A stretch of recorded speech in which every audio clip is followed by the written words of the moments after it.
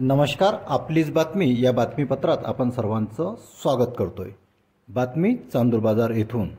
आता वीज ग्राहकांच्या घरात लागणार नाही स्मार्ट मीटर, जन आक्रोशाची घेतली राज्य सरकारने दखल।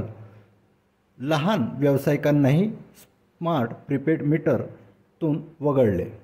मागील काही दिवसापासून विजेच्या स्मार्ट मीटर विरोधात सुरू असलेल्या जन आक्रोशाची दखल राज्य सरकारने घेतली असून घरगुती वापरासाठी स्मार्ट मीटर लागू केले जाणार नाहीत, त्यासाठी पूर्वीचीच पद्धत कायम राहील असे उपमुख्यमंत्री व ऊर्जामंत्री देवेंद्र फडणवीस यांनी शुक्रवारी जाहीर केले। मुंबईत शुक्रवारी भारतीय जनता पार्टीच्या महत्त्वाच्या पदाधिकाऱ्यांची बैठक झाली।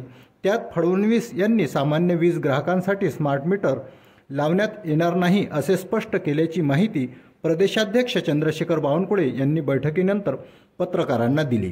त्यामुळे आता घरगुती आणि लहान व्यावसायिकांसाठी स्मार्ट मीटर न लावता ते केवळ औद्योगिक आणि मोठ्या वीज ग्राहकांसाठी ते लावले जातील असे स्पष्ट झाले आहे। 4 कंपन्यांना दिले होते कंत्राट।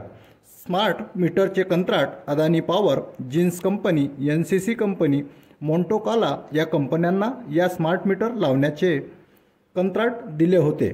आठवड्याभरात हे मीटर वीज ग्राहकांच्या घरी लागणार होते।